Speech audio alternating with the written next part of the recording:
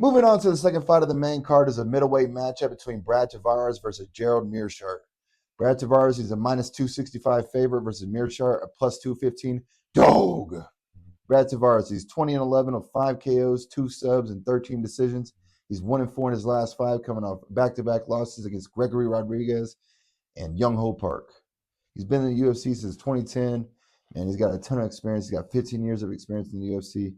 His last win was against Chris Weidman in 2023, so it's been a couple years since he's got a win. And he's got good striking. He's got good takedowns. He's got solid wrestling. He's got good scrambling. He's really known for getting the leg kicks, man. If he can establish his leg kicks and break down Gerald's leg, he's got a good chance.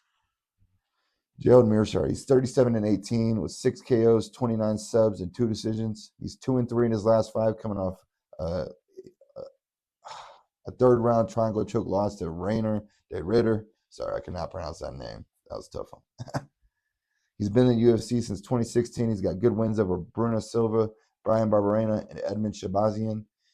Man, he needs to get this fight to the ground, man. He needs to get that takedown and get that submission. That's Gerald's. That's always his game plan. Get the submission.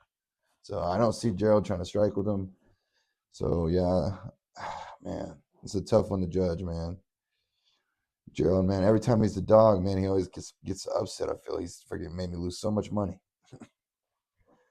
With that being said, man, I'm going to go Gerald Meerschaert to get that submission. I think he's going to get it in round 2. So put it down for Gerald Meerschaert, second round submission. Put it down. Let's go.